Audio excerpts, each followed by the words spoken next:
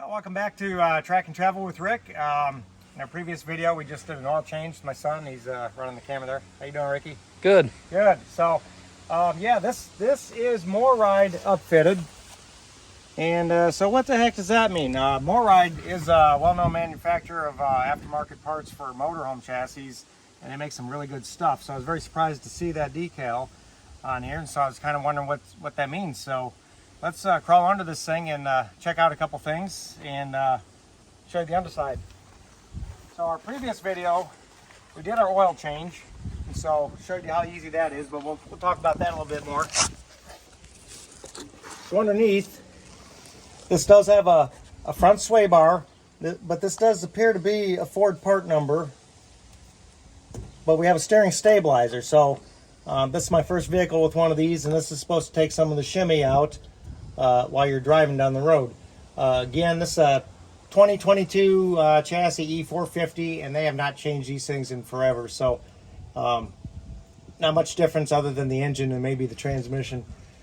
So this is a twin I-beam front suspension, tried and true, pretty old technology, but it does work. So let's move back a little bit further, okay? Hey, Ricky. All right. So here's the oil drain plug on the oil pan, and off to the side is an oil cooler.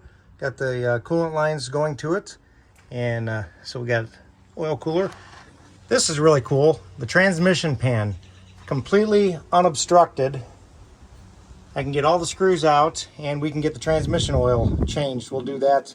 The owner's manual says rear end grease change when you tow in heavy duty use, 22,000 miles. So we'll be changing the rear end grease, and we'll probably do the transmission oil at the same time.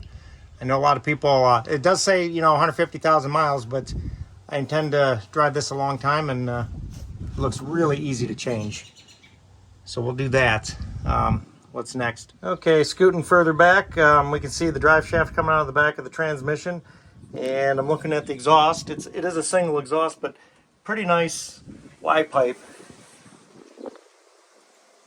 Has some nice bends and welds in it, and pretty big exhaust. This is pretty loud, isn't it? Yeah, pretty loud for a big muffler that's on this thing. So yeah, it seems to be a single 3-inch exhaust, and we have 2 carrier bearings in this. That is, never seen that before. So there's one right there, and then a little bit further back there's another carrier bearing, and there's a differential. I'm gonna scoot back over there. So kind of hard to see. Generator right here. Nice exhaust pipe, and surprisingly this generator is pretty quiet. I was concerned because it is a 3600 RPM generator. It's an own-end. My last motorhome had a 1800 RPM generator, so those are much quieter, but this is not too bad.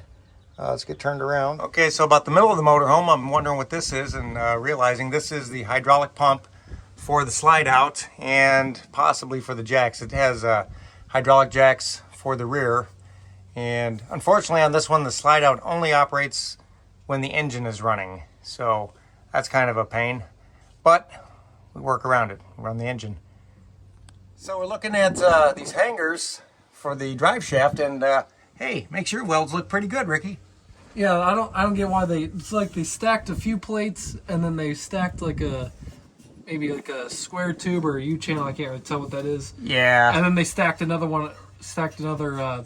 piece right on top of that. They could have designed a bracket. This, yeah, well, is what it is, and it's hidden, but boy, that's pretty, the front one it's slightly better, but yeah, those are not that good looking welds. Okay, as we crawl around, this is a monster muffler, and it's still pretty loud.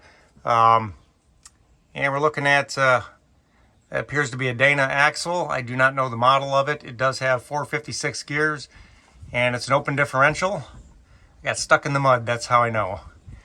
Has a nice heavy-duty rear sway bar, and has quite the spring stack. And we put the airbags on the back, and those have been really, I think almost needed for doing any kind of towing with any tongue weight.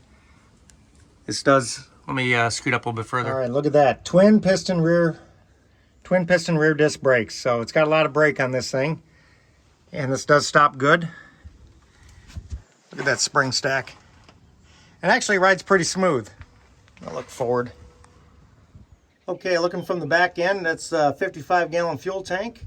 And then looks like we've got a big hunk of steel added on for our rear stabilizer.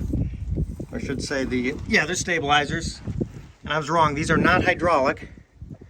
These are linear actuators. They're 12 volt operated, and they're just a screw jack electric motor, and those run down and stabilize the vehicle. The last thing we'll look at, it does have a 40-gallon water tank, and it's right at the very end of the motorhome. We usually run minimal water when we travel, but I did fill it all the way last trip to the track because we were going to use the showers, and negligible difference in the way it handled and mileage or anything. So yeah, plumbing's back there. And so yeah, that wraps up the underbody tour of this E450 chassis motorhome. You know, pretty much well put together. There's a few things, and you know, the way they build them and the wiring, I hope it's weather protected enough, because there sure is a lot of wire connections underneath, but it didn't show you too many of those. But in general, this thing looks really easy to maintain, and like taking care of the transmission, the rear differential isn't going to be a problem. We already did the oil change. Check our other video. That went exceedingly well for a late model vehicle. If there's anything else that you'd like to see, like more in detail underneath that you have more questions about, yeah, I'd be happy to crawl under this thing. Yeah, we'll show you more in depth on whatever that may be. Yeah. So yeah, hope I earned your like and subscribe, and we'll see you on the next one.